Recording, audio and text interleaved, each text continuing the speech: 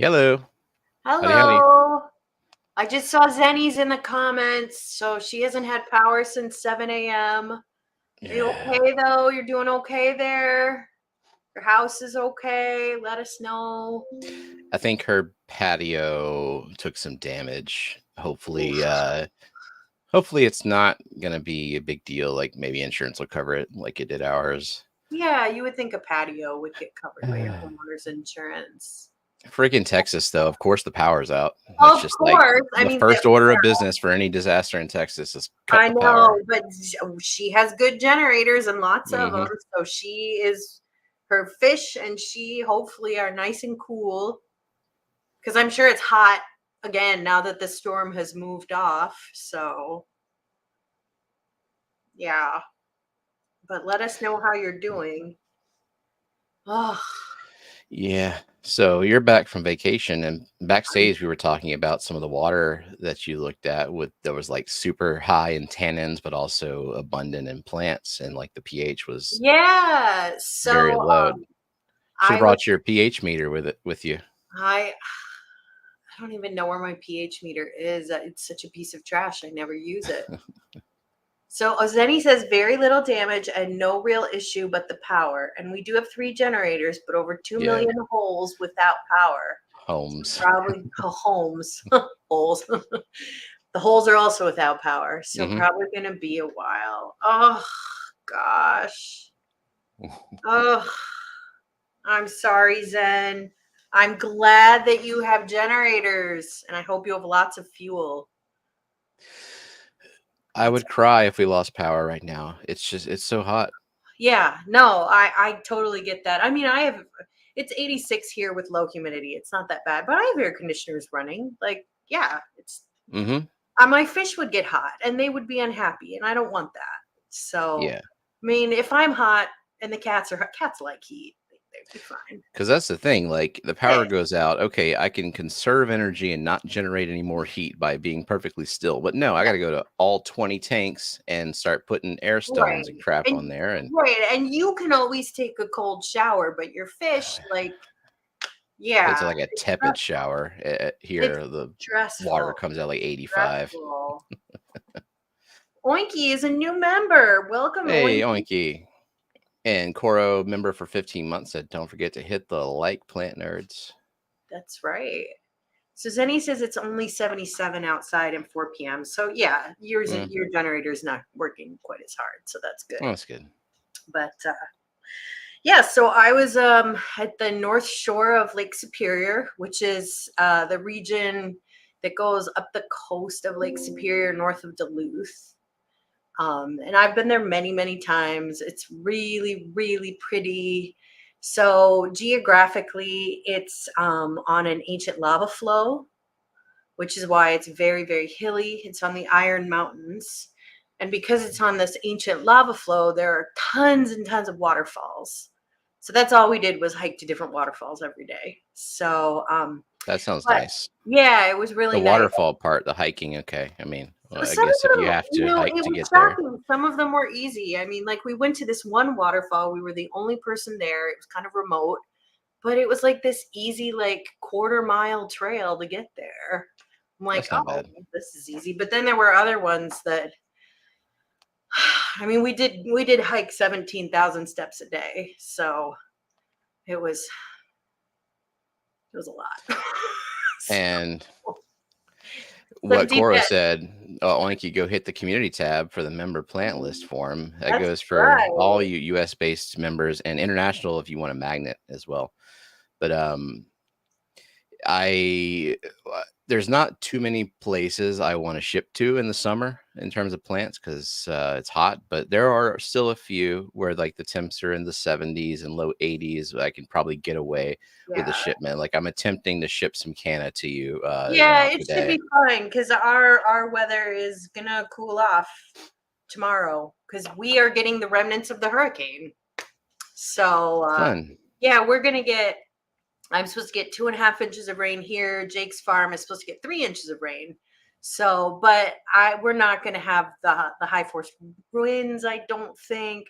I mean, it's just gonna be a big day of rain. So, but it'll cool off. So Shipped some plants to Steenfots today. nice. I mean, Pacific Northwest is hot as balls, but I used insulated box and cold packs just to help a little bit. Yeah, don't they have a heat dome up there? It's like really Something, I hot don't up know. there. It's Yeah. god awful. Nobody has air conditioners up there I either. know. So I mean, because like everybody in the Midwest has air conditioners. So I mean, I have trouble getting my house on days when it's in the 90s cooler than 75 or 80, but Hmm. it's not as humid here. It's fine. So it's probably 75 degrees in here now, and that's Used to fine. be like that for us, but we dropped all that money on a brand new unit a couple of years ago, Yeah. and that has You been have the to there best though. annoying purchase ever. It's hotter there and it's way more humid. Whereas we have, I mean, our average temperature right now is 83 degrees, which is not bad. And our humidity is pretty reasonable. It's like 40%. So far, the pond plants are still doing okay. They haven't Yeah. started to cook yet. Yeah. Well, yours aren't, they're shaded part of the day. Yeah. So my friend Lori, who lives in she lives in Florida. She has ponds, and she puts shade cloth up once it gets really really bad, so her ponds can have shade part of the day. So just to protect them from the late afternoon sun. But your ponds, they don't get 8 hours. They The other don't. day, Yeah. Grant Eater posted on Facebook about one of their ponds hitting triple digits, the water hitting triple digits, and fish are doing okay in there. They swim down. There's a real thermocline. If Yeah. you ever just stick your arm down your pond, Yuck. you can feel though the bottom is cool and the fish swim down. And the Mhm. water lilies, they don't mind heat. They really don't mind it. I mean, and if you have tropical water lilies, they love it. But even the hardy ones, they're fine. They're Yeah, the fine. They're lilies, like they zone were 10. throwing out pads like 365 days a year. Like just in the winter, Yeah. they're I tiny, mean, but yeah, most of them are hardy zone 4 through 10. So they can take a lot of heat. In fact, some of the greatest hybridizers live in Thailand, um, nice. yeah, and Vietnam. It's a really big hobby there, hybridizing water lilies. So if they can take that climate, they can take Louisiana. So So Nancy B's been a member for 2 years. awesome, Nancy. And Oinky said, I had an asshole trying to hack me, so I had to cancel my billing card. Thank you for welcoming me back to the mosh pit. I guess it was out for 6 days until catching up. Wow. Well, I mean, you had to cancel. It's okay. yeah, Yeah. I get that. So Luke says his air temps have been over 100 for the past week and a half and will be for the next half week. Oof. Yeah, in California, it's pretty bad Yeah. too. I've Yeah, like it's bad. June is like only Oscar's June is she's probably been in triple digits for a while. June, do you have air conditioning? I I don't kind know of if hope June's so. watching. God, I hope so, but I doubt it. I doubt it. Yeah. Yeah. And it's dry heat there. It's dry heat because in this time of year they're pretty dry. So it's not like your climate, but still triple digits is triple digits and your fish are not going to be happy. Yeah, I Yeah. remember Ryan of Hoon Aquatics, he lost a bunch of rainbows. Was it like 2 years ago when there was a big heat wave in Seattle? Because he just couldn't keep things cool enough and I nobody had remember that, yeah. yeah, and nobody has an air conditioner. So they just don't know how to handle 100-degree heat. So See, I didn't even think about that because when we lose power, like I got the air stones running, but like what is the threshold for rainbows just saying fuck this? well, I mean, they come from very hot places, Hmm. your tank is your tanks are big that you have them in. That helps. But they're okay probably up to into the 80s for sure. Cool water changes help. I know that for you though, your tap water gets really 85 hot. degree water changes. Yeah, I mean, yeah. So it's difficult. I guess I thought about this. One thing that you could do is you could take your lids off and put netting over your tank. You could Yeah. just buy some from a craft store, or you could buy some online, whatever. Let some of that heat escape. Yeah, well, and also just put a fan on, because Oh, evaporative yeah. cooling is very effective. I mean, if you have tanks that can go topless, just clip a little fan to them. But rainbows, I wouldn't trust them without a net. Not that we have a lot of freezer space, but I thought about freezing water jugs for situations like that too. Yeah, yeah. I know that evaporative cooling though can cool down your tank like 3 or 4 degrees, maybe even a little more if you put a little fan on it. So that's something to think about. Scotty So says topless is always good. So Zinger, 2.5 years, and she's giving me that six right. month warning that I gotta find a 3 year icon for members. I did Oh just yeah, I know. I'm the gonna channel need logo for 1 year. I did the Sea Bishop for 2 years. So I gotta figure out something for 3 years. nice. Oh, so June says it's a lovely 104, and I'm at a cool 72. So Oh, June does have that's air good. conditioning. That's good, because otherwise your fish would not be safe. I mean, you'd also be miserable, but your fish.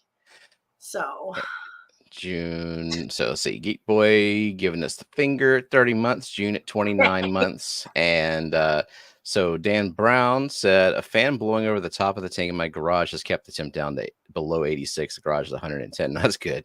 wow, yeah. So evaporative cooling is very effective. I mean, you're gonna have to top off a lot, but to keep your fish safe.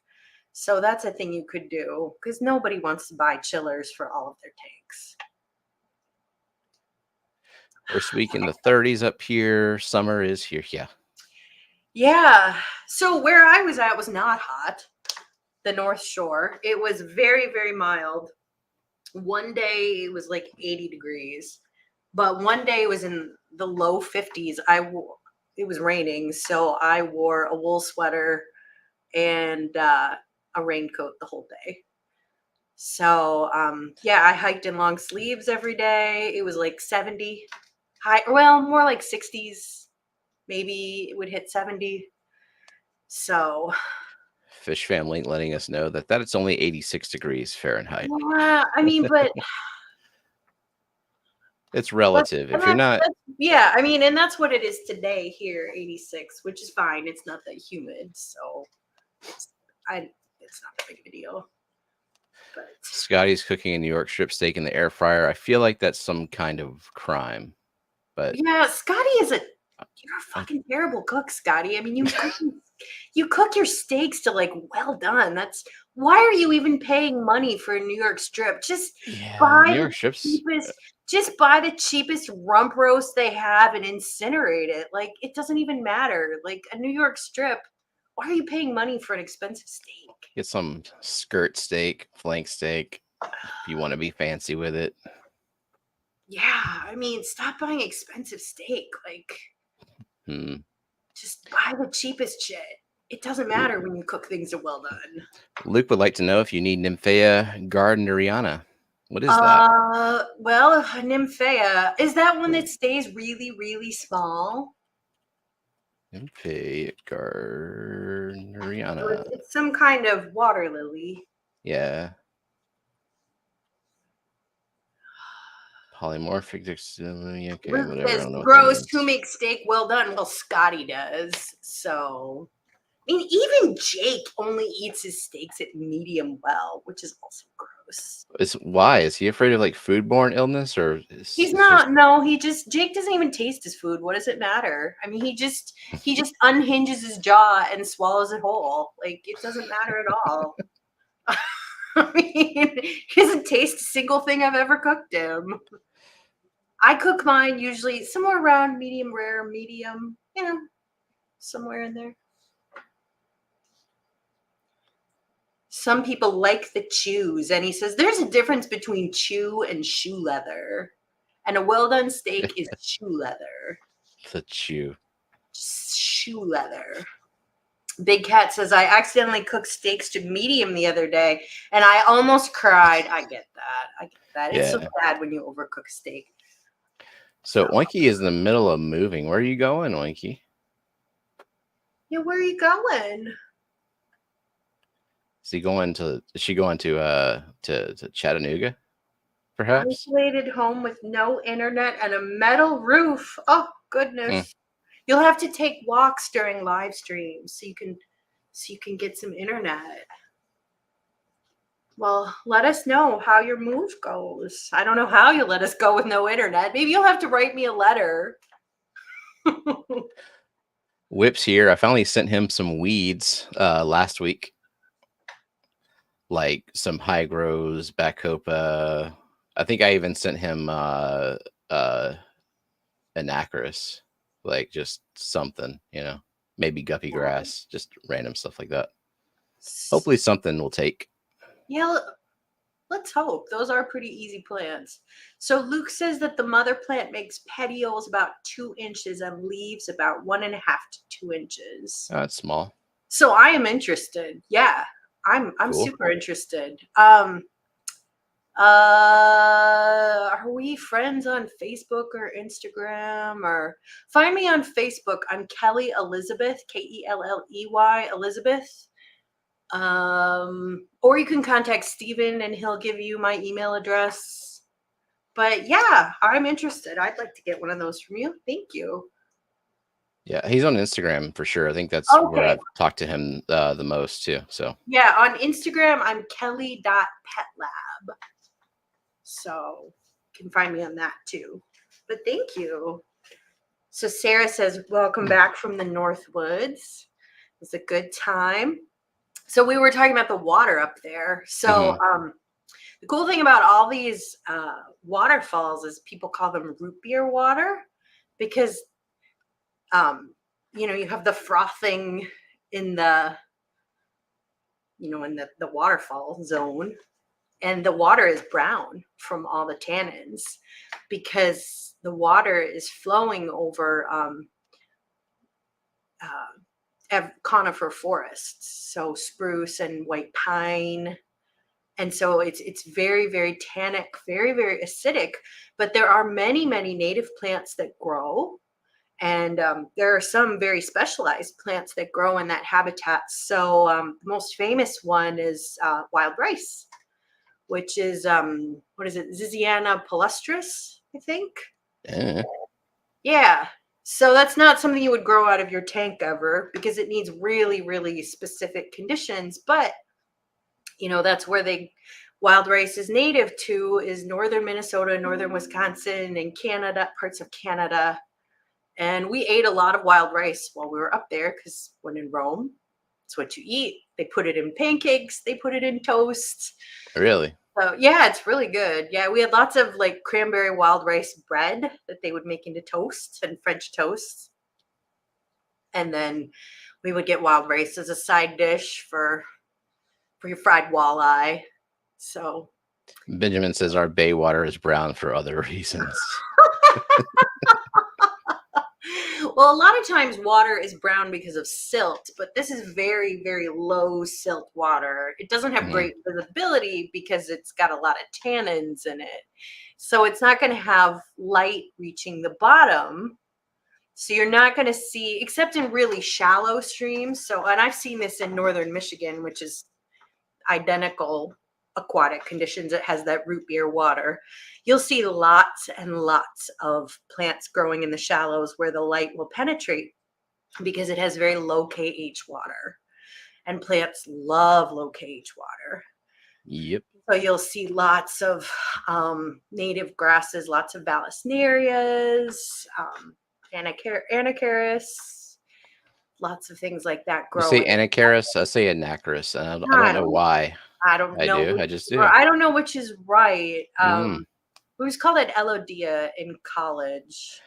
See, and I would have said Elodia, like the O is the emphasis. I don't I know don't. which is right. But you say bulbous, and I say the I disease known know. as bulbitis. I So, know. Yeah. So, but so there are lots of things growing because it is really the really low pH water is good for that. But light doesn't penetrate very far. It is very low silt though. It's very clean. The bottoms of the lakes there, and Minnesota is just nothing but lakes. It's thousands and thousands of lakes everywhere, and it's boulder at the bottom. So it's pretty cool. Anyways, it's a really great place to go, and I recommend it to anyone. It's beautiful. It's beautiful hiking. The big Lake Superior is very beautiful. Um yeah, it's just really really nice. Nice places to hike. Nice places to canoe and kayak. We didn't do any canoeing or kayaking on this trip. It just didn't happen. We had too many waterfalls to hike to. I would have done some fishing.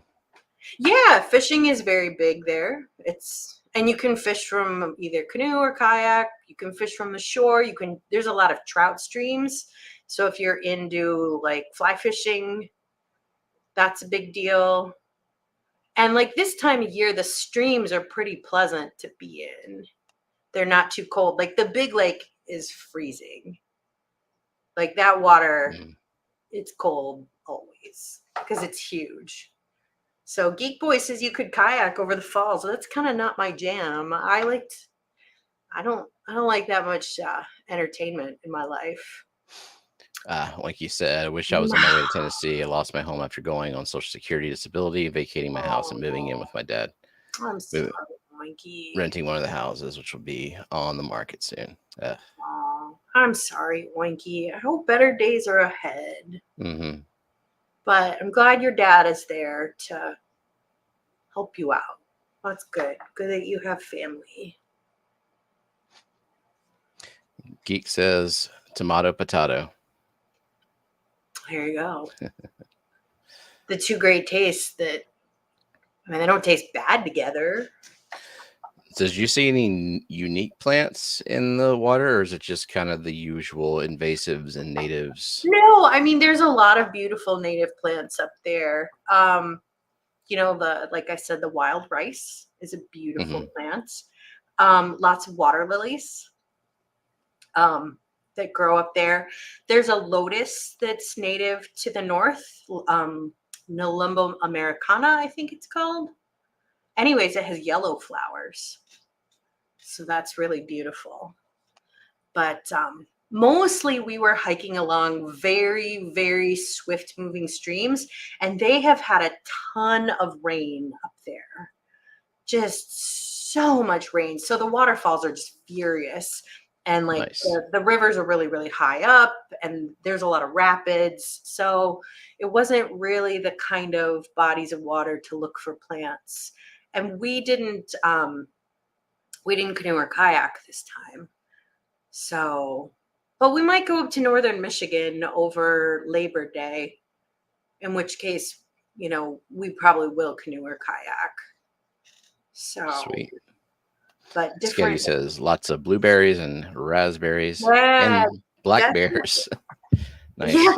that's true. So blueberries, they like acidic soil. So blueberries grow in most of the United States if there's acidic soil. They're native to the US.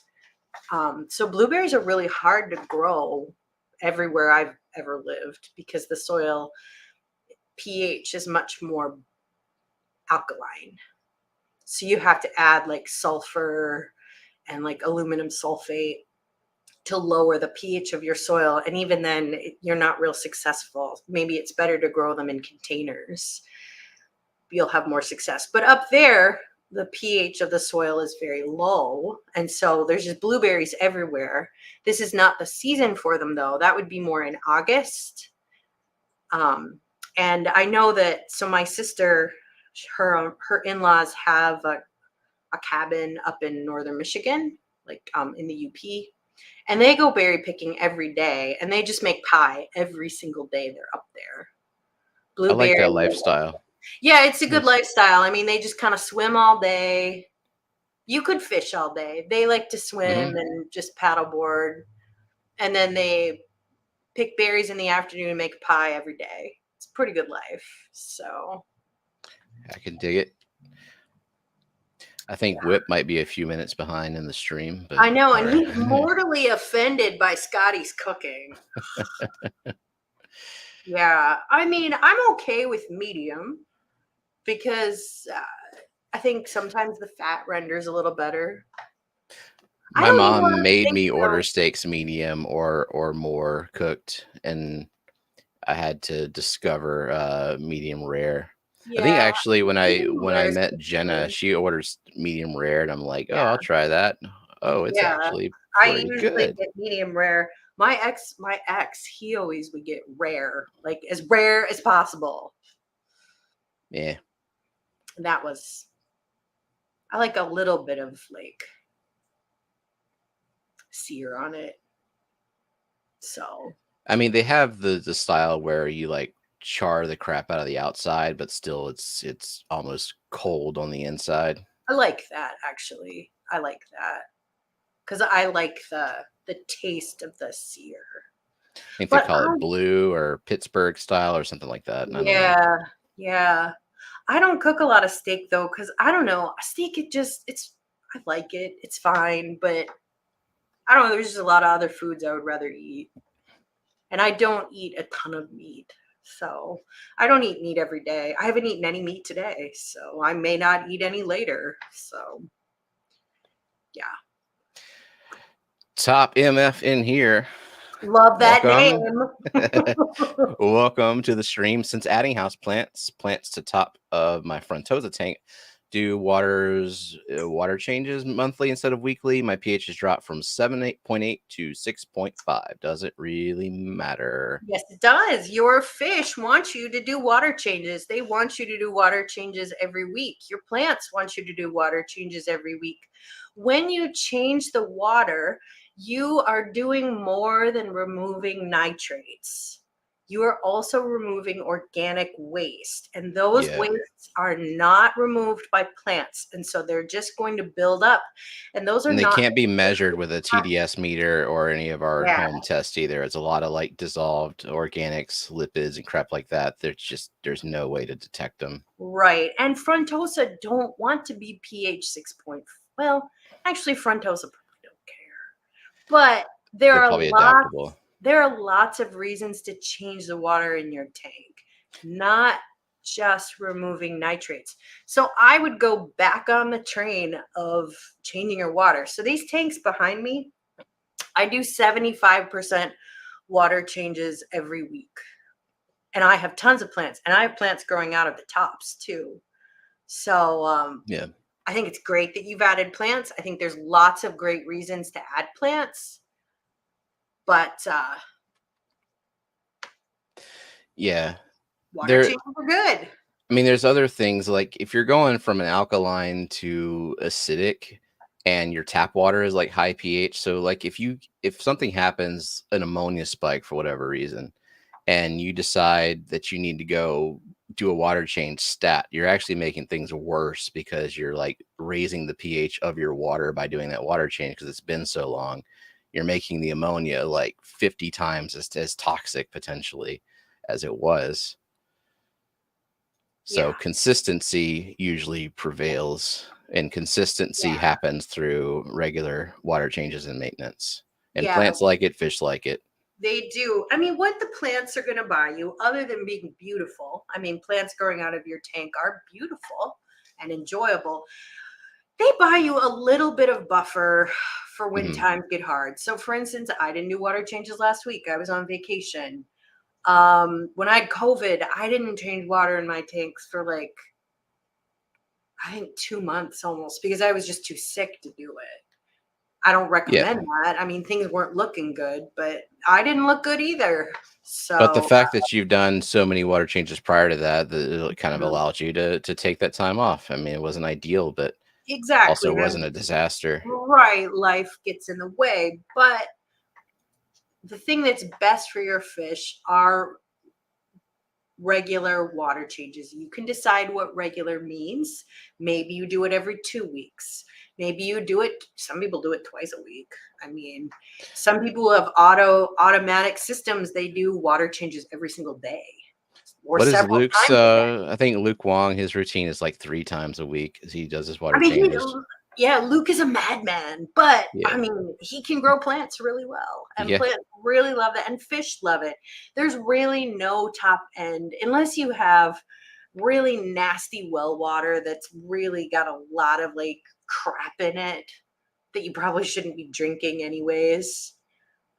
Um, there's really no top end clean water. Plants and fish really love it. So, as Zenny asked, there's also people like me that cause an ammonia nitrate spike by doing water changes. What about that? I'm putting 1 ppm ammonia in the firm of chloramine with every water change. Is that bad for my fish? Probably not, because you have established filters. And yeah. when you do a water change, you're removing all those organics that you can't get rid of in any way but you doing it. There's nothing else that will remove it. But that ammonia, your plants are going to suck that right up. And Right. your And filter you, is going to metabolize. do you do your normal dose of prime? It's gonna bind it. It's gonna be ammonium, and the plants love ammonium, so Yeah. it be pretty quick to convert that. So Luke says 60% every 3 days is not for Yeah, everybody. ain't from me, that's for sure. I'd have You to know be doing what, something though? very I specific mean, in one tank. yeah, more power to you, though. So he says it's also more for hormones than dirtiness. Yeah, and so Yeah. hormones are part of those dissolved organic compounds. There's no way to get rid of those except you removing them. Plants don't metabolize it, bacteria don't metabolize it. So, you know, there's a lot of good reasons to do water changes. Whip has caught up, I hope. Way to totally ignore me. No, Oh, nobody gets intentionally ignored here. Meow. Which oh, is it Fat Kitty? It's Fat Kitty. Very yeah. unhappy. You disrupted whatever he was doing. He was doing nothing.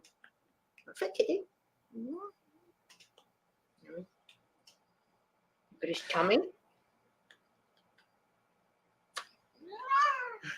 Meow.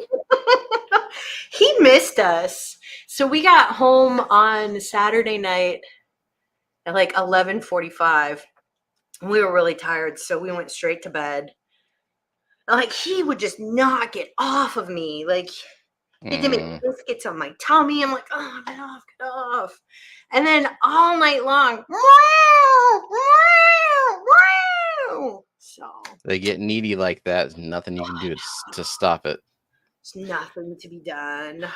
So what's the deal with prime and ammonia? There are Right. corners of the internet that are certain it's a false claim. I just know I'm not smart enough to conclude either way. That would be a hell of a scandal if prime didn't Yeah. do what it said it does. So what Prime it is, doesn't remove ammonia, no, obviously. it doesn't. So what it is a strong reducing agent. So that's why it's stinky. It smells like Yeah. sulfur. It's like a sulfadryl compound. So, I'm sorry, I can't remember what the compound is at this point. I've used it in the lab. I just can't remember what it is right now. Sodium thiosulfate or Yes, sodium thiosulfate. Thank you. okay. So, what I mean by reducing is it's the opposite of oxidizing. So um, it adds a free radical, an electron, to the ammonia and converts it to ammonium, which is less NH4 toxic. plus. Yeah, which is less toxic. Now, does So, it and only do that for chloramine, it does the same 24 thing. hours? Like, isn't I hear that there's like a timer Yeah. on Prime. It binds it for 24 Yeah, hours. eventually it's going to degrade. But by then your filter will take it up. And that's why, you know, that's why we have filters, right? To take that up, and why we have plants in our tanks to take that up. And then the chlorine, the once the ammonium is removed from, or it's sequestered from the chlorine just dissipates. Yeah. And chlorine does not stick around in your water very long. So, for instance, my municipality uses chlorine to treat the water, and I can't detect it at all with those test strips. So, by the time it gets to my tap, I can't. I don't think I probably could get away with using no dechlorinator at all. I mean, I don't want to risk it with my rainbows, but like in my ponds, I top off here and there a few gallons at a time. So maybe no more than like 5% top off. I just use straight tap water. I never do a thing to it. Those fish are fine. But I would never risk it with my rainbows. They're too precious. So Yeah, I always do a squirt of Prime in there, if whether or not, like, yeah. it's just kind of out of habit, because what'll happen if I start deciding whether or not to use Prime in certain situations, and I'm gonna forget in a situation where I should have used it. So I like to form habit. Like, that's what I do with water changes. Like, not every tank in my house needs a water change, or even needs a 50% water change every week. But if I'm doing water changes, I just simplify the routine of like, okay, it's water change time. That means every tank in the house gets a water change Yeah. of a almost equal percentage. Yeah, and I do that too, just to make it easier. And then as I'm filling, I just squirt the prime right in. I don't use Chem Safe because honestly, it takes me a full year to get through a bottle of prime. I only have 3 tanks, so I just use prime, which is And just I'm the solution ordering of Chem Safe. two liters of Prime about every 6 months myself. I should Yeah, probably use Safe, but you could. I don't know. It's just like when I'm refilling a 5 gallon tank, like how much Safe? Yeah, Just like a sneeze of it, I like mean, just you could keep Chem Safe on hand for your big tanks, but why bother? I mhm. mean, if you're a person who has lots of big tanks, I so do have a Safe sitting by the door for the pond if I do a water change there. So Stan said, "How is the storm in my area?" I haven't been outside today. well, I would assume if it It's were fine. hurricaning, you would notice. I wouldn't. You have Yeah, I would notice that. windows. There's not a lot going on here. We're in Baton Rouge. It's the storm was west of us, and probably north of us at this point. So I think we're all right. That There's they're a getting contest. hammered around Nakadosh Nacogdoches. Nakadish Natchitoches. Nacogdoches. There's a contest in the comments over who has the worst Uh, water, Zen or Whip. I'm going with Whip. God, I don't. You should not drink that water, Whip. That's gross. because Zen can keep planted tanks, and her water is just kind of like dosing her tanks, whereas Whip's got the water softener and like mega hardness, and yeah. Yeah, and who knows what else because it's well water. Like Jake's water on his farm. Ugh, it's well water.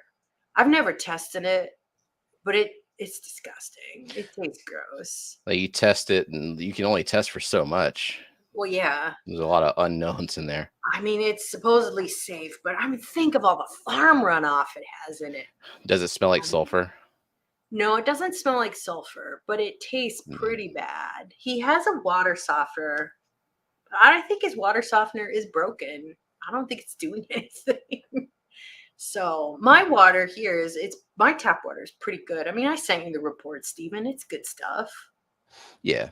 You can drink it. It tastes good. It won't kill you. It's pretty good. Yeah.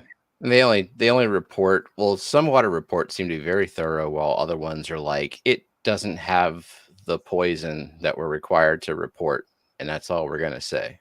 My report is pretty good. I sent it to you. They give a pretty good report, but like they've won awards for our water. So So have we. I don't know where these water awards are I don't being given know. out, but I mean, I do know that I have a friend who's an environmental studies professor at a local college I used to teach at, and she takes students every year to the water treatment plant, and she takes microbiology students to the water treatment plant, and it's they give a good tour. Like the students love it. So That Whip would be says he fun. doesn't drink his water. He's destroying the environment one plastic bottle at a time. Yeah, I mean, you could get like Culligan water delivered to you. Um, you could put in carbon blocks and filter it yourself if you wanted an alternative. I mean, because you need to drink a lot of water and you need water for cooking. Yeah. But I would not drink your water straight up. Oof. When Do I lived in RO. I Illinois, imagine an yeah. RO would burn through that membrane like Oh, immediately with for that kind of water. sure. Yeah. I mean, when I lived in Iowa City, where the KH was 22 and the GH was 22, I worked in labs. And so the RO water has to be real good. It has to be 1 ppm or less of total dissolved solids. Hmm. So, I mean, and they measure it by electroconductivity, like how good it is. And it needs to conduct like nothing. So they would have like building RO water, and we would consider that like good enough to wash dishes with, because all labware has to be cleaned in RO water. So we would wash dishes with it, or rinse off things. But like if we wanted to like make solutions or make media to grow bacteria or yeast in, we would use the double RO water that we would put through an additional system because that wasn't good enough. So, yeah, and it would go through membrane Yikes. all the time. So, But that's still lab expenses. I mean, this is the same yeah, place that had the $10,000 pH meter, right? yeah. I mean, that's just that's Still, just that's just yeah. life in a lab. So the lab where Jake works at Roche, he has an on-site RO plant that generates so much water per hour that they have taps of RO that have the same water pressure as a regular tap, which is even more. The biology building I worked in, it had RO taps. Every lab does, but it's like a thinner stream. It's not the pressure. But the building he's in, yeah, they make a lot of RO water. I mean, he should totally have a reef tank in his lab. It would be so easy. So does Make him do carbon it. hypochloramine? Yes and no. So carbon filters in your tank, yes, they will adsorb the chloramine. However, the surface of the carbon becomes adsorbed so quickly that it becomes ineffective after like, I don't know, like a week maybe. But you can put a carbon block filter on your tap water, and that will remove any and all chloramines, chlorine, and then it's safe to use. And a lot of people who have fish rooms do that. I've never done it. I don't know how to do it. I'm not very handy, So but it's I a thing was to do.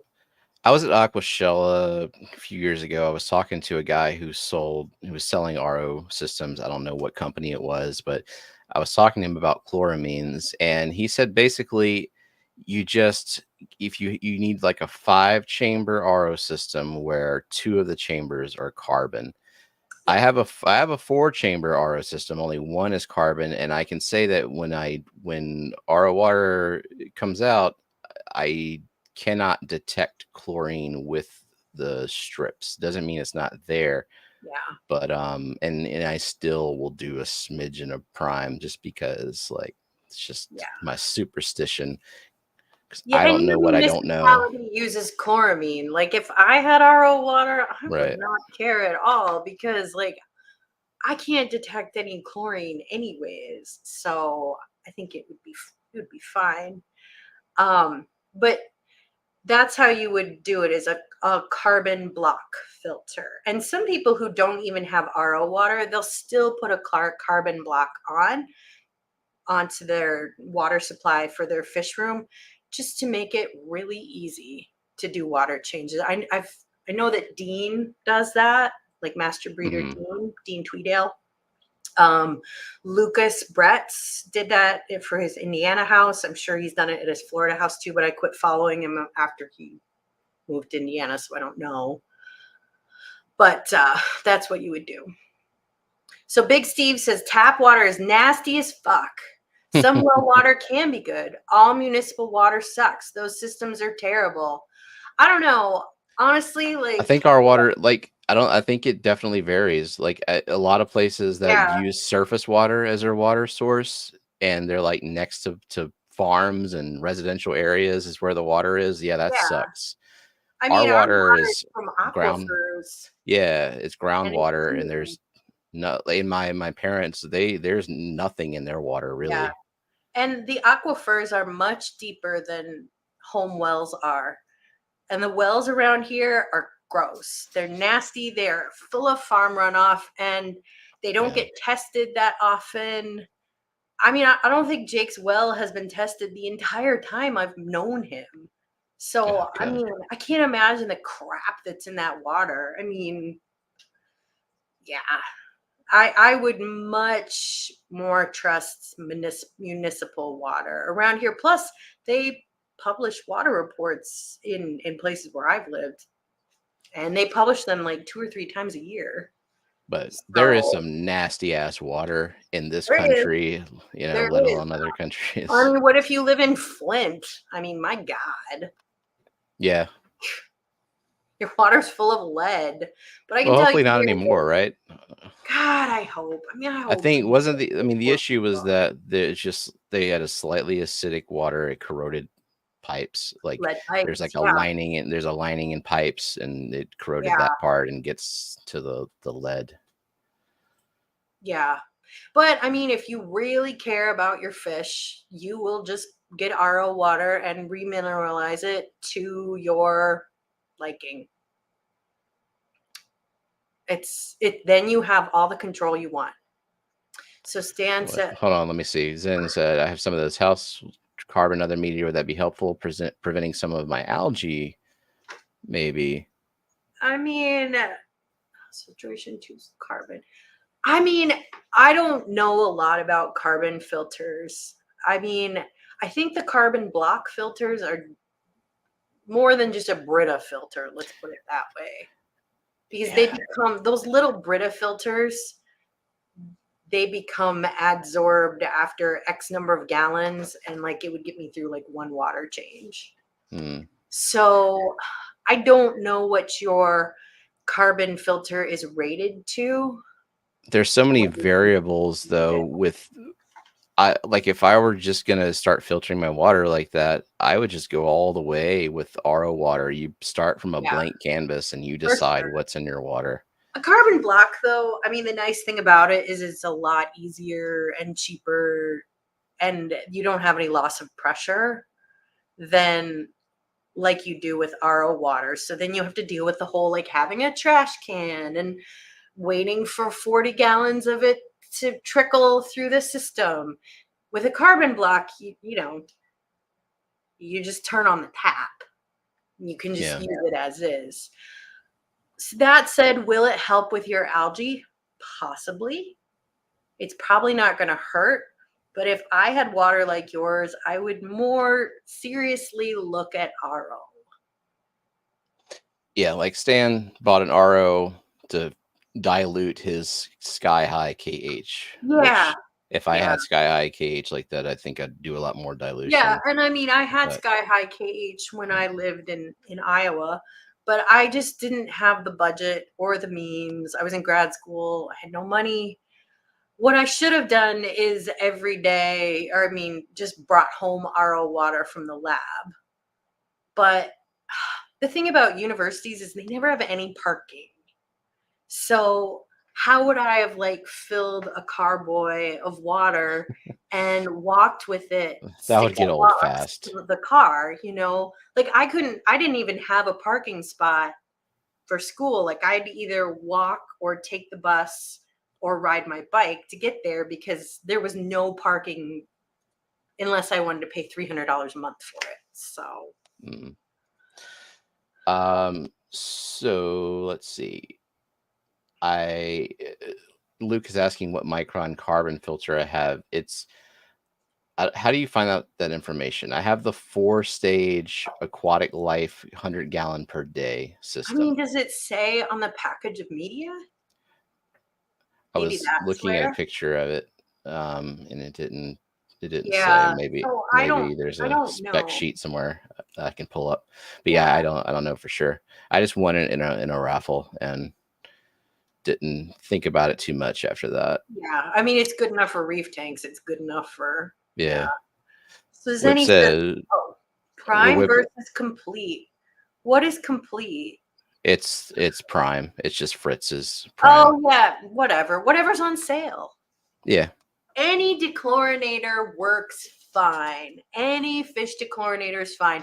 However, some of them are a better value than others because they're more dilute. And so you have to add more. And so you're not really getting a good bang for your buck. Whereas, like Prime, you don't have to add very much of it.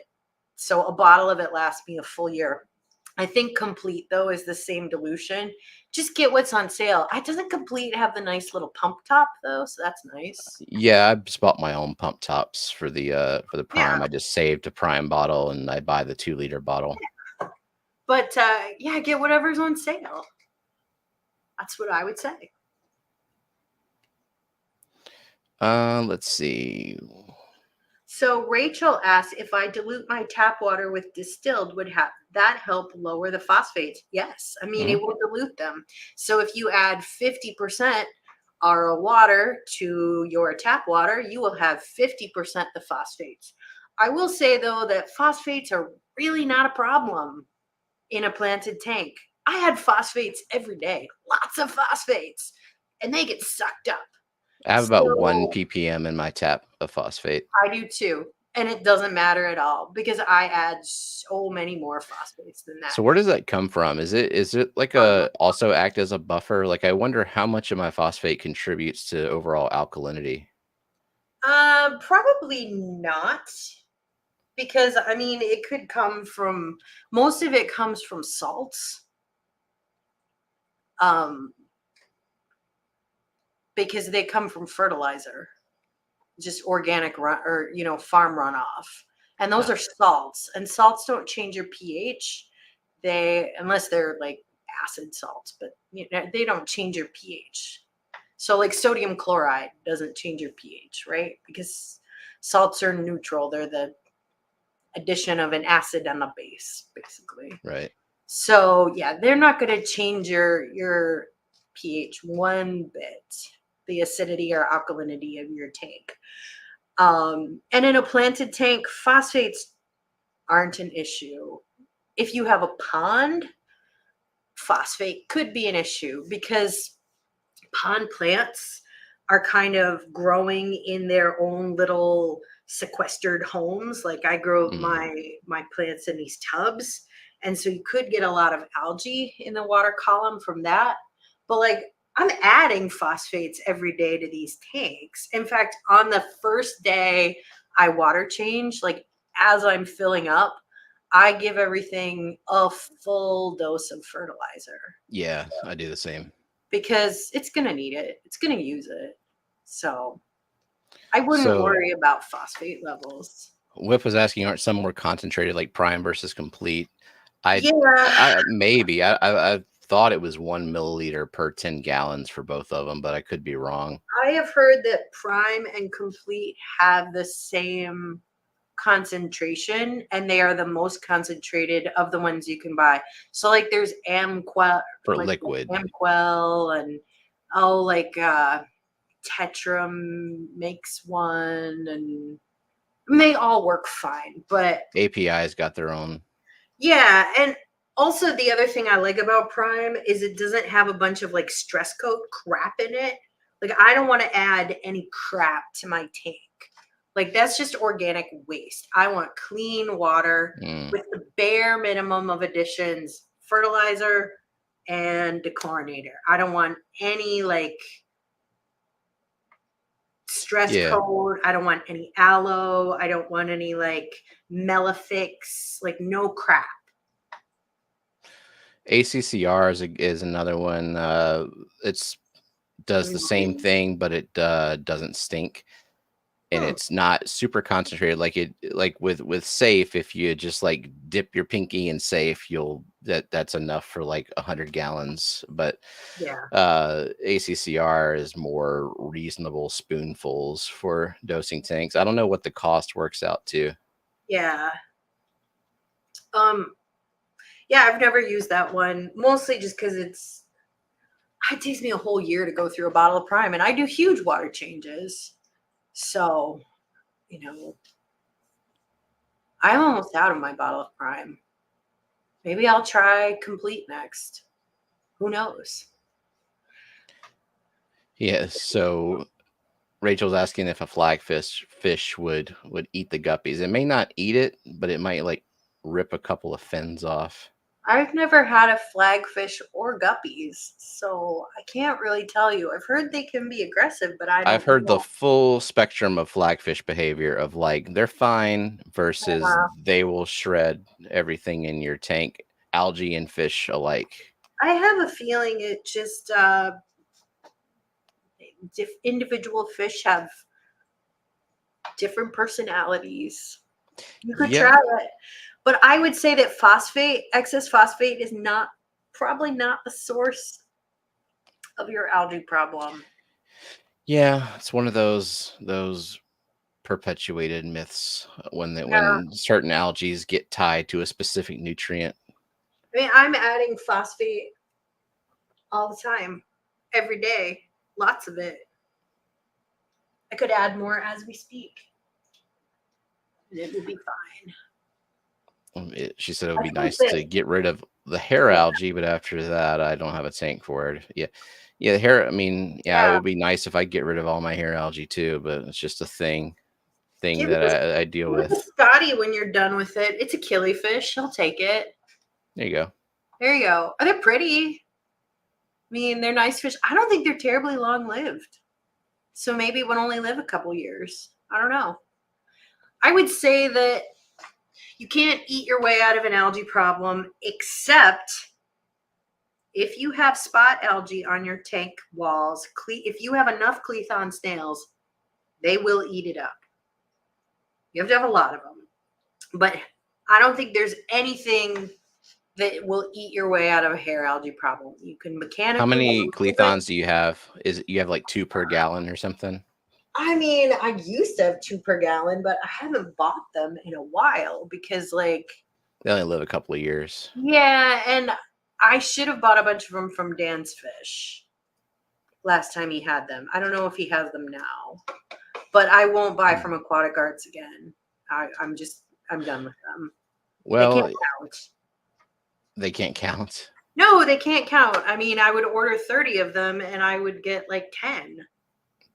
They just My problem aren't was even I would that big order of a 30 head. and I would get Count. like 17 not Clethons. Yeah. Yeah, I'm not ordering from them again. Which is unfortunate because, like, I could have Jake just pick up stuff from there because they're in Indianapolis, which would save me on shipping, but I'm not going to order from them again. Oh, well. So Rachel says she's at the point where I'd be willing to try a flagfish. I think they're pretty fish. I think that they have a lot of merit Yeah. as a fish. So Luke says he's also had a lot of problems with Aquatic Arts. 6 crabs and only 40 legs total. What? Oh, God. Yeah. You know, it would be nice if more places had the service and quality of Dan's Fish. Yeah. I mean, there's new businesses coming in and trying to change the industry as well.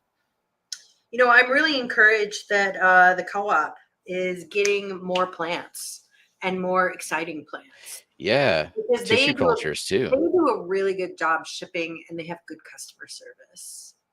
My only criticism of them in the past for plants is they didn't have great selection, but they're kind Yeah, of once I went through up. all of like the easy plants, like I had to Yeah. move on to Well, more pain in the ass plants. yeah, I think I'm gonna actually put in an order to them pretty soon, maybe even this week, because I want to get a few things, and I also am like I'm just about out of prime, so I might put an order together from them. And I've always been very happy with my plants from them because they know how to ship them. So, Yeah. but they have some stuff I've never tried before. I'm looking now that well, there's a lot that's sold out now that he announced the other day that there were new plants on there. But Yeah, he has a lot of tissue cultures though, yeah, and I'm gonna try. more I've never grown. CO2 requiring stuff too. Yeah, I've Like never grown a schismatoglottis. I saw that. What the hell is that? I don't know. It's a little foreground plant. It looks like Anubias, but it roots in the soil in the substrate. Never grown it before, but I was gonna order that, maybe a couple others. I don't know. But I know that they'll get to me in good shape, and they'll get to me really fast because now that their warehouse is in Tennessee. So Luke True. says I should get Kentucky, rather. Albator compressiceps. I don't think they have those. Nah. Oinky is asking us, have we ever kept Microphis deocata, aka the rainbow pipefish? Now, this is a banger oddball fish that she would like to keep someday. They will require live food. I'm out. I'm out. Not willing. Not willing. Not gonna do it. I am unwilling to culture live food for a fish. That is why I considered seahorses for about 10 minutes. I And would then never. I went to the Seahorse Whisperer channel and asked about them, and then there was a bunch of talk about live food, constant Yeah. live food, and Nope. I think Nope. I left the stream before they finished talking about my I just question. feel like there are so many wonderful fish in this world that are also easy to keep, and I'm gonna go with those. Zenny says that only the dwarf ones require live food. But Well, we're talking about a 20-gallon salt tank that I'm going to be setting up. I'm not going to commit to anything further than that. I mean, I like seahorses, but I just don't think they're that high on my list. I mean, I would like to have my macroalgae tank someday. I will live vicariously through Zen with her seahorses. Whenever Yeah, she gets hers. when's that going to happen, Zenny? I mean, it's not going to happen today because you have no power. This year, I believe, right? Something Zenny, like do we have that. to come down there and help you move that tank? Jake will do it. No, I mean, I won't, but Jake will do it. Oh, Zen's offering to send me pink flamingo crypt babies. I would say yes, but I think you should leave those pink flamingo crypt babies right where Don't they move are. them. Don't move touch them. them. Because if you move them, you might bother the mother plant and they could die. Yeah. Mm-hmm. Don't touch them. Just put it out of your mind. Don't think about them. Don't take too many pictures of them. Just keep doing what you're doing, whether it's like verbally abusing them or whatever, that seems to be working really well. Jeff Kane has a good point for you, and that's that 40 breeders are easier. Yeah, that's true. Like a little bit larger is easier and for stability. Yeah, I don't know I where you don't would put it. have room for another. I would be converting a tank to salt, and I would be damned if I convert one of my planted 40 breeders into a salt tank. I mean, your house is small. There's only so Yeah. much space. I mean, we're out of space for tanks, Yeah, really. really. I've been in your house. I don't know where else you'd put one. We're at capacity. Yeah. I mean, really, it would just be getting rid of existing tanks. And maybe you could get rid of a couple of tiny tanks, but I don't think you want to get rid of any of your big tanks. No. Yeah. I could consolidate, though, possibly. Those kids can share a room. No, they cannot. Yeah, that's not going to happen. They don't. I got an almost 13-year-old daughter and a 10-year-old gamer kid. That is not compatible. I shared a room with my sister growing up, and she is an extreme morning person, and I am not. And she would wake up at 6 a.m. on a Saturday, and she would sit on the edge of my bed and just start talking. And then I would lie awake in bed at night reading with a flashlight until 3 in the morning. So that worked out well. Yeah, our kids inherited my terrible sleep schedule where they're like at peak productivity 2 in the morning. Your daughter, though, she gets herself up in the morning. Like, Yeah, well, she gets the like the self motivation and stuff from Jenna, so it's a good combination. she's a personality very like Jenna's, I think. Hmm. I would say she's very like Jenna. Yeah. But I had to have someone shake my ass out of bed in the morning. I wasn't very good at that. I'm still not. Jeff suggests you get bunk beds, though. That's not a good idea. Nope, it barely works in a hotel nowadays. Yeah. And I don't think your daughter's going to be tall, but your son may end up tall. I think I your mean, daughter, though. she's taller than Jenna. Well, that's no great feat. I mean, she could have a growth spurt. Maybe. I don't know that she's going to end up super tall. She's not tall right now. But your son, he could end up super tall. We don't know. I mean, with you guys, it's so hard to know because you guys have very different heights. Yeah, and I'm taller than both of my parents, so like there's Yeah. I don't know how that works. Where does the tallness gene come from? My parents are both tall. My dad is 6'1". My mother, before Grandma Shrink, was 6 feet tall. My sister's 5'11", and my brother's 6'4", and I am the shortest at 5'10". I underachieved. It's very sad. My sister is taller than me. Everyone is taller than me. So. There is an alarm clock that has wheels and runs away after going off. You have to chase it to turn it off.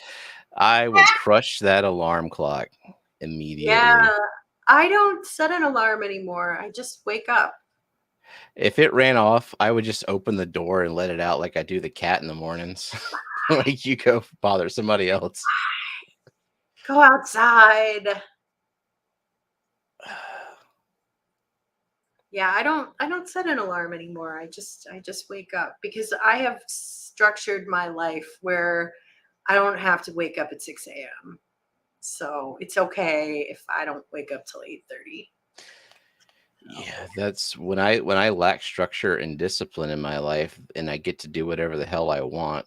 That's it could be a double-edged sword. Like I have the freedom to be productive at my productive hours, but also like I can sometimes sleep till 1 o'clock in the afternoon, which I don't like to do. I mean, when Jake and I are on our little Christmas vacation where we're just like mainlining TV for hours and hours a day, we'll sleep really late.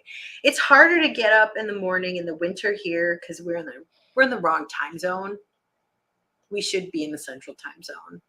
And so the sun doesn't come up until like almost 9 a.m. And it's really hard to wake up without sunlight. It's much easier to wake up with sunlight. But in the summer, I don't find it as hard to wake up. So let's see. Random PC tech question. Why would my PC show a printer on my network, but my modem does not show a printer? I do not have a PC, and I just checked all the MAC addresses connected to the modem. I guess by modem you mean gateway, which is like the router modem combined. I don't know. Usually printers are pretty plug and play, and I haven't had to deal with the printer on a network in a long time to know. I don't own a printer. I refuse to buy one because they're always just crap. Oh, he doesn't have a printer. Oh. Okay, what? Oh. I don't know. I'm the wrong person to ask this. I don't know.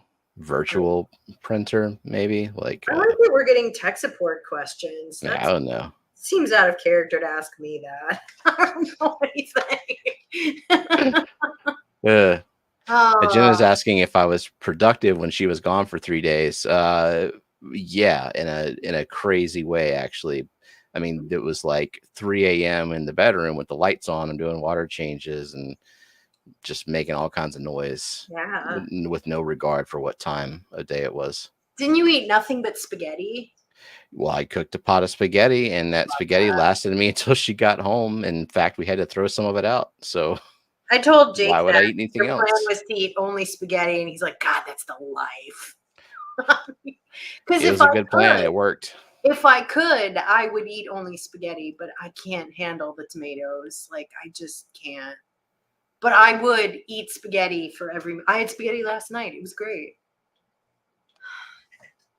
I can't have it 2 days in a row though. It's too much. So sad. I'd probably get tired of it after like 4 or 5 days to a Yeah, maybe, week. I don't know. I could probably eat it for a week straight. But then I would run out of spaghetti, Yep. so I would just make something else. Well, there's only so long you can store it in the fridge. Like I have a thing about food being Yeah. stored too long in the fridge. Even if it looks and smells right, my brain doesn't like it. Well, what I do is I make a batch of the sauce and then I split it up and freeze it. And then I make up just enough noodles for spaghetti for Jake and I. So I guess I would still cook the noodles fresh, but I would have the sauce. Yeah, that makes sense. Then you're eating fresh food. So Oinky says, what did Oinky say? Aren't pink flamingo plants susceptible to dying from even speaking them into with a raised tone? Probably from being frustrated with the plant itself. You are correct, Oinky. You are correct. But Zen Don't rock says the that she boat. yells at hers and it does really well. So could vary. It could vary, but I wouldn't rock the boat. I would not rock the boat. I would not move it. Rachel says it's tough for tall girls, but you can eat more. Because this weekend, I was with my friend Linnell, who is shorter than Jenna. She is not even 5 feet tall. And like Jake and her husband and I, we were able to eat normal meals. And she just ate like a bird. She's like, oh, I can't eat anymore. I'm full. Like, oh, it's because you're half my size. So, I mean, that's an advantage we have, Rachel. We can eat more calories. It's a good thing. Have you heard of Lindernia? Yes, I had some planted. Lindernia, yeah, Rotundifolia rotundifolia. watermelon. I just was scrolling past and I noticed this. Interesting. Yeah, I've grown it before. It's kind of not my jam because I'm not into stem plants, but you know, you could try it. But they have a lot of good stuff right now. But they have well, that's sold out. Yeah, well, a good bit sold out, but they'll get the new There's a lot of stock good in. stuff though. They have Marsilea hirsuta in tissue culture, which I don't need, but that's a really good plant, and tissue culture is excellent value. They have Aleocara pusillamini, one of my favorite foreground plants, like that schismatoglottis. I'm going to try that one, Pretorii. Oh, they got Rotala, hurrah!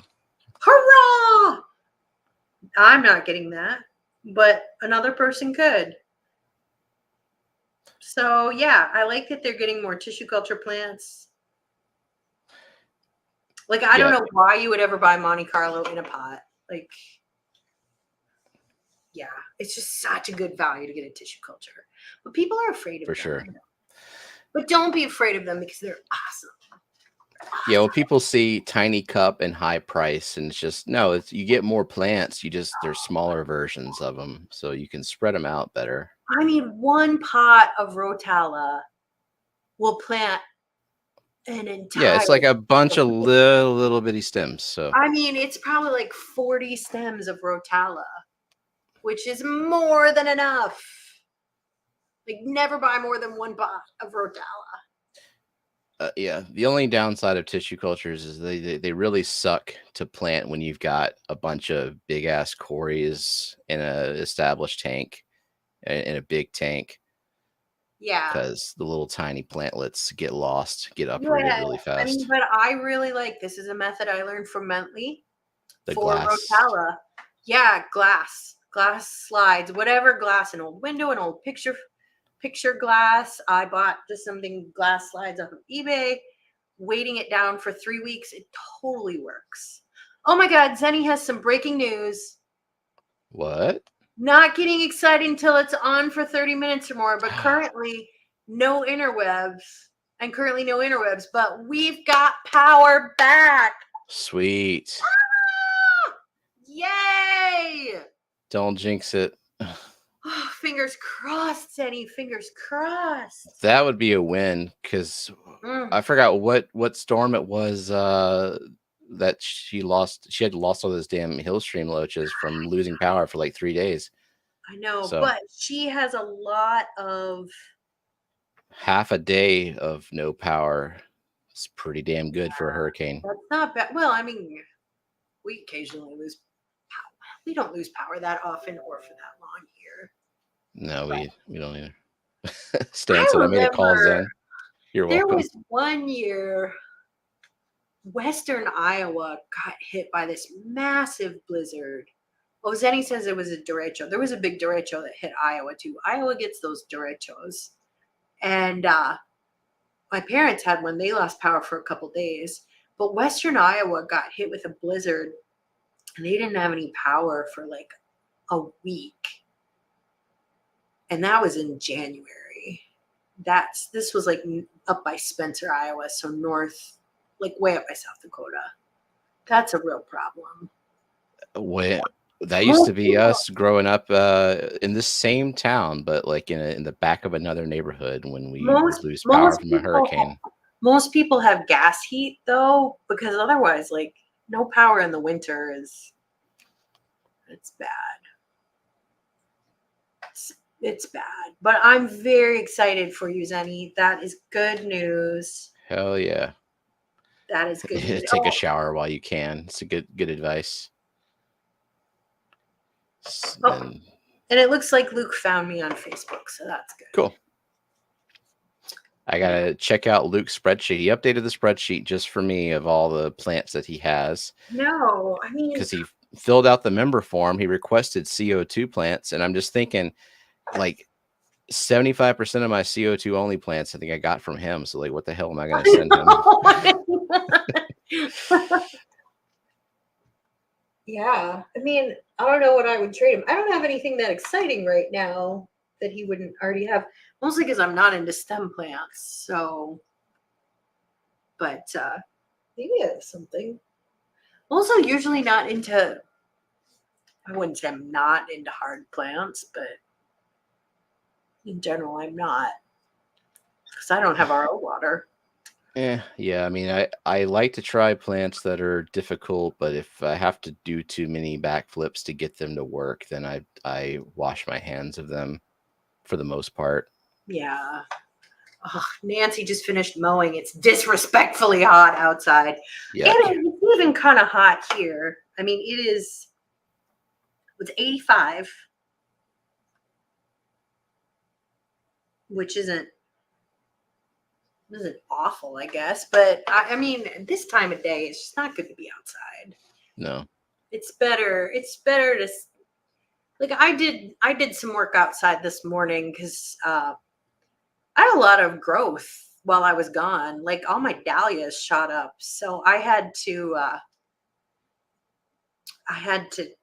I I put in the fence posts around them, but they need support or they'll flop over. So I had to trellis them with some string. So I did that this morning. Otherwise, during all that rain tomorrow, they'll flop over. I don't want that, so I got them tied up. Those cannas that I planted in the ground right next to the tub are doing really well. Like those Oh yeah, two shoots that I sent you, those are from one canna that I planted on the ground. yeah, they'll do really well. And in fact, uh, in October, I'm gonna send you another canna that you can plant it in the ground or your pond. It doesn't matter. It's not quite as good in a pond as the pink canna because that canna is the best. But this one is orange. It's really pretty. It's doing well in my pond. It's doing pretty well. But it'll also do well in the ground. If you just want to stick it in the ground, you can do that. So it's bright orange.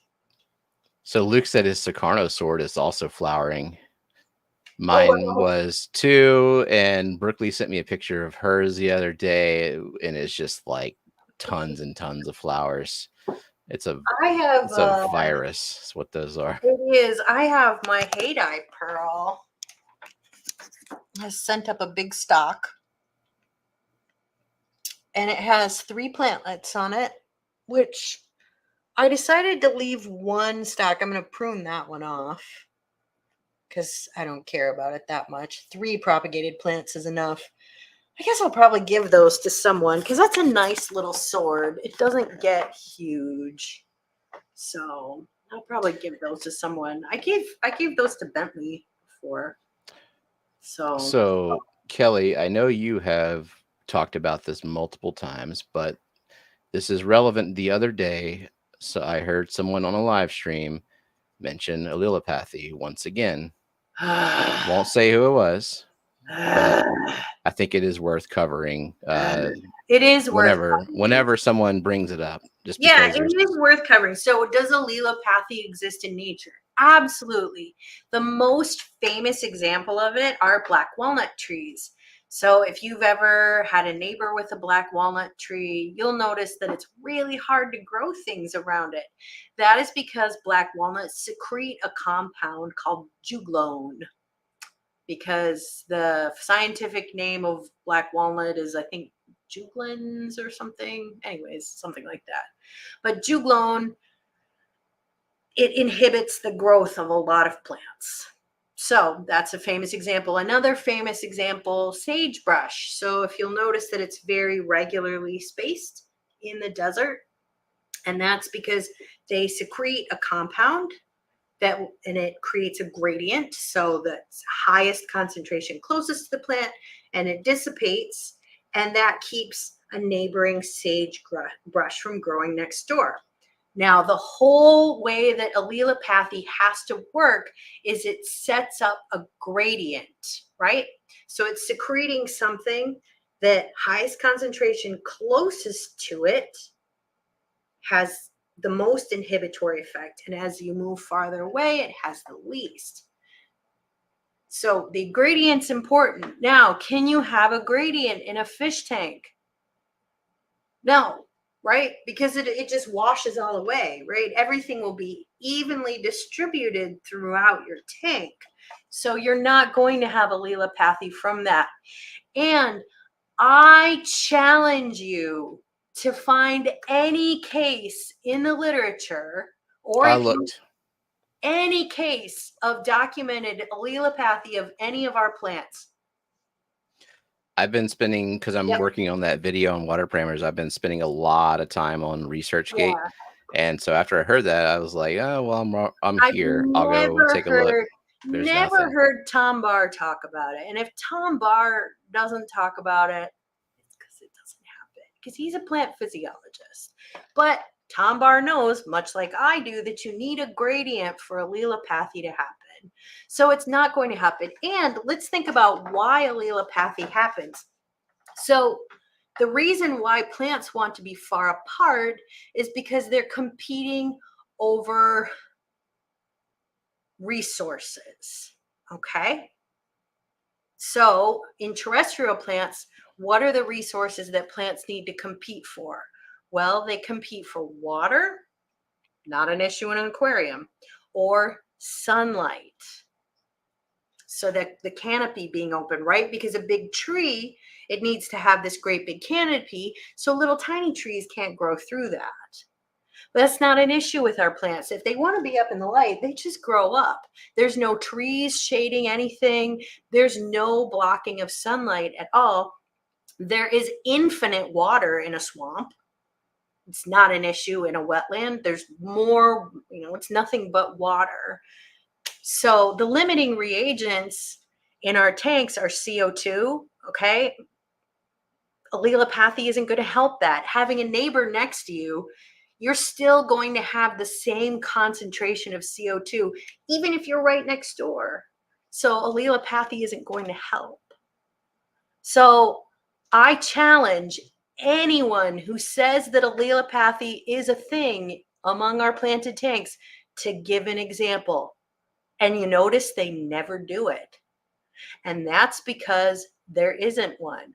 But they heard this like cool scientific-y word and they're like, oh yeah, I know stuff. I'm going to just say it's a thing. That's what I feel about that. Yeah, I mean, there's like the anecdote of like I planted this thing next to this thing, and since this thing failed, it can't be because it was limited in some other way. Yeah, I mean, you could just not have the right conditions for that plant. I mean, you could be shading out another plant, right? Like I I have, mean, that's 90% of the reason why I kill a plant is because I neglect the tank, everything overgrows, and then like all of my fussy, light demanding plants get right. sad. Then I don't even see them Yeah, because I of mean, all the I other had this plants. Haggai pearl for months and it never did anything because I had it way in the back and it was all buried. Well, it just wasn't getting enough light. I moved it to where it was happy and it's fine. But I didn't use the excuse like, oh, it's allelopathy. I probably can't grow this Haggai pearl sword because of allelopathy. Well, no, it just wasn't getting the light. Yeah. So Maybe we just Nancy was can't grow asking, the and plant. also Luke, just for argument's sake, like, what about a buildup? If you didn't do water changes every week, and there was a buildup Well, then in the it's water going to column. affect the tank uniformly, right? Because there is no gradient in your tank, right? Like I don't have more concentration of a compound on the left side of the tank than the right side of the tank because everything is in solution, right? So like let's say you took a teaspoon or of like food coloring, right? And I put it in the water. Especially with filters growing and power heads, how long is it going to be before that tank is uniformly blue? Not long, right? You don't have gradients in a tank. It's not a thing. But you can have gradients like with black walnut trees because it's in the water dissolved in the soil. So it'll be secreting a lot of it near the roots of the walnut plant but less farther away. And Luke says, for reality's sake, I think the 50 would have experienced Yeah, allelopathy by a now. hundred and something species of plants in there. Yeah, and they grow Yeah, because you're trimming them, you're giving them 3 water changes a week. They have perfect water. I mean, they grow because you know how to grow plants. People who are blaming allelopathy for their problems probably can't grow plants. And there are certain plants I can't grow either because I'm not giving them the right conditions. But I don't blame it yeah, on allelopathy. I blame it on me because yeah. I'm not giving them what they need. The J Rock said I wasn't aware this was a topic of combo right now. It comes up every now and then because Yeah, it's not very well understood in the planted tank community, and so sometimes someone will yeah. mention it, and there's just not enough information to immediately like go and squash the Yeah, discussion. it Like, comes up every now and again, and I think it's just because there's a poor understanding of what allelopathy is.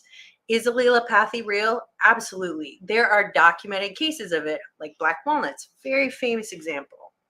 But you find me one in an aquarium plant, I would like to know. Oinky asks, do canna bulbs normally start growing in an isolation bag with no water and no light? Yes. I was given some and they started dang. growing with nothing and helping them. Do I have a potential Audrey 2 situation? So they will start sprouting. They have, I guess, big tubers they produce. And those tubers have lots of water and food stored up in them. That's the purpose of a tuber. And so they will start sending up shoots. Those shoots, if they don't get any light, will be very like etiolated, you would call it. So they'll be very yellowy, greeny, not very good looking, very leggy. So, but yeah, they'll sprout without it. But if you get it in some dirt, you can either plant it in the yard or you can plant it in your pond. They'll grow just fine. Jeff So Kane says, I will blame allelopathy, damn it. Whatever you helps you can sleep at night, Jeff. You free can speech, blame man. whatever you want. It's free I mean, country. yeah, I mean, I killed some pink, what are those? The pink panthers or whatever. What are the pink crypts, the pink flamingos? I It's killed some of Panther. those. It's just Let's the blame different company, right? allelopathy. It's like Tropica versus what the other one is. Yeah, one is Pink Panther. I've had both. Yeah. They're the same thing. So, all right. Juanita asks, I need to put a root tab under my big sword. I think it's hungry. Will that cause it to take over the 20? Well, yes, because swords just will take over 20s. That is just what they do. Whether you fertilize them or Eventually, not, yeah. it will outgrow. And if it's, I mean, if you have a haydite pearl, it's still going to be too big for a 20, but it's much smaller. If you have a big sword, I had swords that outgrew this 90 gallon, and I gave them to someone, Jorge, who was a 200 gallon, because they were so big. I had to put them in a trash bag. They didn't fit in any other bag. So there is no way to stop it. Yeah, It it's cannot just be it's a stopped. matter of time. Like in the mosh pit, the 40 gallon, I've had an Amazon sword in there for the last 4.5 years, and it hasn't taken over because it's constantly being shaded by a bunch of floating crap. I don't put root tabs on it. I just let the fish poop do its thing. And so it goes through little periods of melt back and regrowth. And sometimes it gets really big, but like it's for the last 4.5 years of total oppression. It hasn't taken over yet, but it Yeah. certainly has the capacity to do so if I started nurturing it in the right way instead of Yeah, letting it it's suffer. yeah, I would just enjoy that plant while you can. At a certain point, it'll get too big, and you can either put it in another tank or give it to a friend. I mean, And that's you'll what I uproot it and realize, oh God, the roots have started an entire life know. underneath the substrate across the tank. When I got rid of my swords, I had to do it over the course of like what 3 weeks or something, that rescape, because I didn't want to kick up that much. Keep making a smoothie with Yeah, your and water. yeah, I didn't want to, and I would do like water change after water change after water change to try to get the so I could see my fish again. Yeah. So yeah, but that's what swords do. They're big plants. So Zenny says my favorite sound of summer in Kelly's short was the truck backing up. I think it was Myrtle saying hi. Oh, well, Yeah. Myrtle has been saying hi all summer because I have the end of my block used to be a Pepsi bottling plant, and gentrification be coming for my neighborhood because they knocked it down, and they're going to put like high-end shops and apartments and stuff there, all fancy. And so they've been doing demolition on that since the spring. And so every day it's nothing but construction sounds. So I just, I have the beautiful sounds of my ponds and birds and nature, and then just lots of construction. The Smallfish 16, new name, welcome in. Welcome. Wondering, are there any plants I can keep with an Oscar? If June is still here, Yeah, we can find out what's working. we have a resident Oscar expert in the chat. June, only Oscars. I recommend her channel. June knows everything about Oscars, and she does keep plants with her Oscars. Stephen has I sent her some. They do grow, from what I I think it's the understand. stuff Yeah. that can be well rooted, are just Mhm. like really tough physically. Yeah. I think giant vallisneria, the gigantea val that I sent her, might be one of them that's working well. Yeah. But I would ask June. She is the best person to know what works. But I think that Oscars all have different personalities. They're very smart fish. So some of them may pull at plants more than others. So thank you for the super sticker vibes. Hey, vibes, thanks. Thank you. $1.99 super sticker. So Oinky says, thank you. That's great to know. These are my first canna bulbs ever, and they shocked me with how much they grew in their isolation bag with no environmental assistance. They're fast growers. But if you get them in a pot of dirt and with some sun and plenty of water, they will grow really well for you and they'll multiply. But you don't have much season left because they will not survive the frost. However, you can keep them.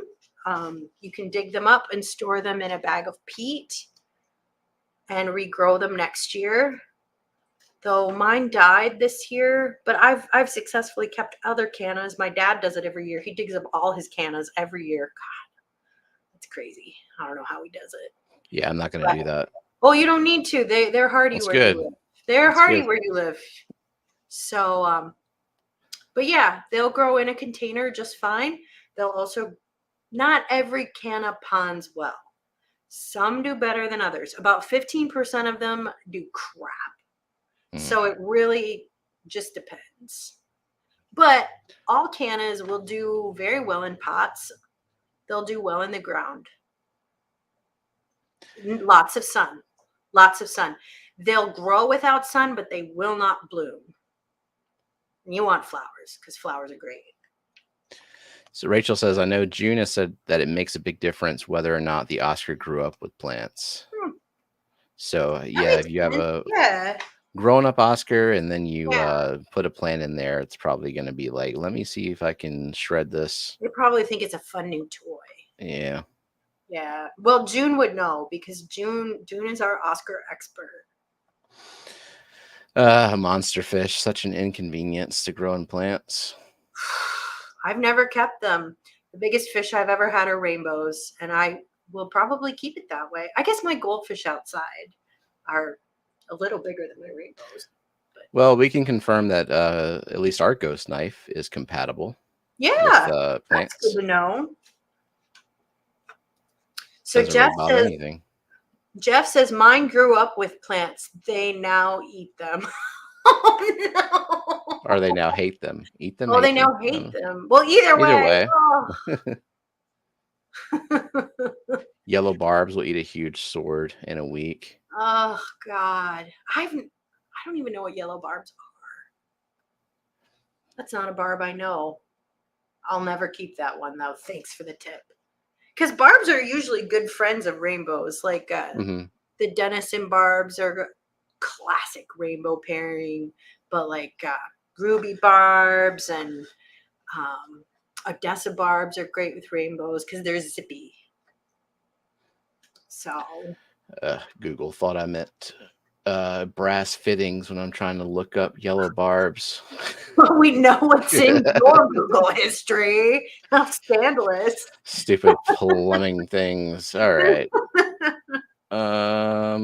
What is this? What is this barb? The spruce pets. I don't know if they're any good. Maybe they at least know what the fish I don't is. know, but like spruce gardening is pretty good. I don't know if spruce pets is any good, but spruce gardening is. Barbodes semifasciolatus. Never heard of it. Never heard of it. Not that I know my barbs. I just I know the ones that I see. I'm trying to think what barbs I've had. I think I've only had cherry barbs. I think that's the only barb I've ever kept. You have rosy black ruby barbs and cherry barbs. Yeah. And I know the other ones: tiger barbs, rosy barbs, Denison barbs, and barbs are nice for rainbows. And then gold, which I think are the same as Denisons. There's like different varieties. I thought there was a gold barb that's different than the albine or the leucistic Denison barb, but I'm not a barb expert. Maybe someone in the chat would know. Oh yeah, actually, I think yellow barbs and gold barbs are the same. Okay, but that's not the same as the rose line, the gold rose line. Yeah, the gold rose line and Denison are the same thing, right? Are we common names? Jenna says, "Are we just naming barbs? Drapefin barbs? Yeah, it's a barb." This stream has devolved to just naming barbs. Barbs are cool. Yeah, they're good fish. So J Rock says they are very docile fish and great community fish, but are on the bigger side of barbs. So probably good choice for rainbows then, because zippy is what you want. Yeah, zippy and not afraid of going after the food to compete with the Yeah. rainbows. Speaking of which, Caitlin DeRozier has some praycocks that she tried to keep with her spotted Congo puffer. Oh, And surprisingly, she's saying that the praycocks were being total assholes to the puffer. I thought at you know, worst they would just be way too zippy and stressful and food aggressive. yeah, that's what I would think too. Like, I think they would just be really annoying. Cause like that's how rainbows are. They're just Yeah, annoying. they're just everywhere and obnoxious. Yeah, they're you gotta pick tank baits that don't mind that. Yeah, Yeah. So like discus, probably not a good choice. I mean, people do it, but I yeah. wouldn't do it. A lot of people always ask in the rainbow fish forum, like, should I keep rummy nose tetras or cardinal tetras with my rainbows? I'm like, no. Rummy nose are at least kind of active. Cardinals just like Cardinals, they go will just prop cower. themselves up in the corner They and will just yeah. cower in the corner, but I've tried rummy nose and they just cower. The rainbows are too annoying. They're just too annoying. So Vibes asks us, what are plants that thrive with cottage cheese? I got to assume that Stephen hates cottage cheese. Of It, course. it's too close to It's a cream. form of aged dairy. Why would I like it? I eat cottage cheese. I like it with strawberries. Gross. Yeah, I mean, it's like an easy way to get protein that isn't meat because I just don't feel like cooking meat for myself ever. But I appreciate the super chat and question. I just I'm never Maybe gonna try someone in that chat experiment. Poor Stephen. Is cottage cheese a Oh, form of fertilizer? Like there's anything in there that plants would only if you happily uptake? compost it first. So I was watching this gardening channel, and this was so fascinating. They did this experiment because so they had like identical pepper plants and they tried to treat everything as identically as possible. This was growing outside. And they had one that they put like food scraps under, so like leftover pasta and leftover veggies and just planted underneath it. And then they had one with like cooking veggie scraps, so like ends Hmm. of carrots and onion skins and all that. And then they had one with fish heads, and then they had the control that had nothing, no fertilizer. This was epic gardening, epic gardening. I mean, And I guess I would guess that the fish heads would be the you winner, guessed that. right? No, that was a loser by a lot. Wow. And the winner was the one that had nothing. And the reason for that is Oh, while the decomposing is happening, it ties up all the nitrogen from the soil. So that gotcha. bacteria is like sucking is taking all the nitrogen from the soil as it eats up the So fish the scraps and the best thing was food. just to let the soil be the soil and So compost is very nutritious for plants, very good for your garden, but you have to go through that rotting process first to make the compost. So you don't want to just put like a bunch of like grass clippings on your garden because it's very hot and it'll tie up all the nitrogen from your garden. So it'll kill your interesting. plants. So you have to compost it off first. So that was just fascinating.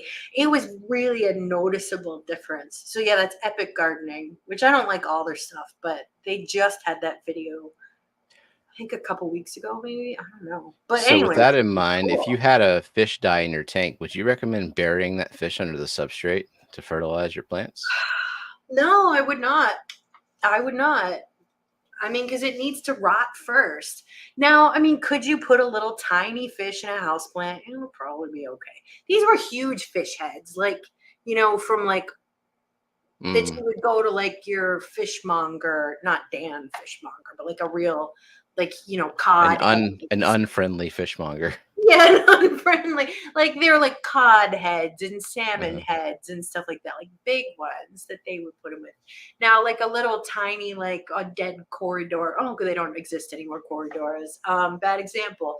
Let's say like a dead tetra or something. If you put it in a house plant, it's probably not gonna be inhibitory at all. But yeah, I mean, it was fascinating to me because, growing up, I always heard that rumor, that story that all the Native Americans would always put 3 fish under their ear of corn, which I don't even know if there's truth to that, but I don't think it's helping the corn plant. Like Maybe it's got they some passed that along as a form of sabotage. Like, yeah, tell them to put fish into their corn. yeah, Fuck that corn. maybe. I mean, composted fish that rots is, and compost, as Juanita says, the Yeah. piles get very hot. They'll get up to like 150 degrees or more. You'll see the steam coming off of them. But you don't want to put like you can't just put poop right on your garden, right? Like chicken manure or cow manure. It has to be composted first. So that was really interesting to me. So yeah, if you have a Yeah. fish die in your tank, you probably should take it out for a lot of reasons. So Shell So says, this is a first. Her youngest woke up asking to watch me and was wow, excited I'd be on today. Steven, we're cool with the kids. Who knew? We're I'm not cool with my influencing the youth of kids. I don't think America. they think I'm all that cool. Well, diamond tetras work with rainbows. I don't know the temperament of diamond tetras. I've never had a diamond tetra. I don't know. But I'll say that if they have these 2 features in common, zippy and quick to the food, that's what you want. Yeah, they can't be the kind of tetras that hide at the slightest amount of movement Yeah. that they weren't expecting. And if they're one of those mean tetras that will like fin nip and stuff like that and be mean to your rainbows, maybe you don't Yeah. want that. But I've never had them, so I can't say. There's a spectrum of tetras. There are. And I have not kept every tetra. I've kept a They few. range from bucktooth tetras to cardinal tetras. I think the bucktooth are the worst in terms of Yeah. aggression. So Nathan says, I have diamonds with Australian rainbows. Well, there you go. Okay. So it could work. But as long as they're zippy and quick to the food. So Oinky says, I've got 2 male rosy glass barbs. They are on the large side of barbs, but they are very pretty color and peaceful. That's cool. Those would go probably really good with rainbows. So Kara C says, I'm pulling algae from a tank, and the Aponogeton I thought died over a year ago is definitely alive. 5 big leaves and 3 smaller new ones. I've had that happen also. They will die back when it gets too hot a lot of times. So I have an Aponogeton bulb somewhere in the back there. And my tank is too hot right now because I can't get my house below 75 in the summer. And if we have a heat wave, my house will be 78 or 79. So that's not good. That's not good Aponogeton weather. Like it can be in the 80s even over here. Like very hot in this corner. So yeah, they prefer it cooler. So they might seasonally die back. I wonder if I should reduce the temp of the plant farm a little bit. It's at 75. I have some bosemani and some golden wonder killifish. I mean, Bosemani can take a few degrees cooler, right? Maybe like 73. no, they don't want to be that cool. They really like to be 75 is kind of the perfect temperature for rainbows. They can go a couple degrees cooler, so you could reduce it a couple degrees. But 75 is really good for them. I have that Aponogeton Robinsoni in there. I mean, it's doing fine. It goes through periods of die off. Like in the spring, it bloomed like I don't know 6 times. Yeah. Well, oh, that's true. That's a really special plant. You could reduce it a degree. That might help. It's like, oh, now that you mentioned that plant, screw those rainbows. Let them freeze. Well, I know that's a special plant. It is. Because Yeah. that's from our special friend Myrtle. So yeah. Scotty, what did you wake up this morning and ask Jenna? What are we talking about? I don't know. So Coro points out that fish aminos are used as a hydroponic nutrient. They are Fish fermented juice. dead fish. Right. So they have gone through composting. Yeah. Yeah. People buy fish emulsion. It smells terrible. That's an organic fertilizer you can use. I actually don't bother with organic fertilizer. I mean, I just use chemical warfare on all my stuff. But I do not use any insecticides or pesticides. None. Not neem oil, not anything, because I don't want to harm the fish and I don't want to harm any of the bees. But I use straight fertilizer. So.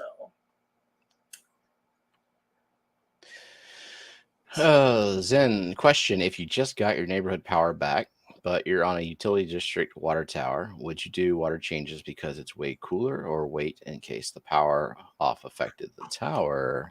I no would idea. wait because sometimes, okay, I'm not an expert on this, but don't big storms with flooding sometimes mess up water supplies? Yeah, they can. Yeah. I just don't know if like that's the case here, but like we have been under a boil order maybe once or twice in my Yeah. lifetime, and it's usually not for very long. Because that happened when I was in Iowa, because we had floods when I lived there. You couldn't drink the water. So maybe I would hold off a day. I don't know. I mean, if your tanks are hot and you want to cool them down, but I think I would hold off. I think I would hold off just a day and make sure your water is safe. I would also maybe like put off, if you have a way to filter your water or you bottled water, maybe I wouldn't drink it right away either. I don't know. I'm not an expert on what to do in a hurricane. Do y'all drink tap water over there, Zen, or you got bottled water anyway?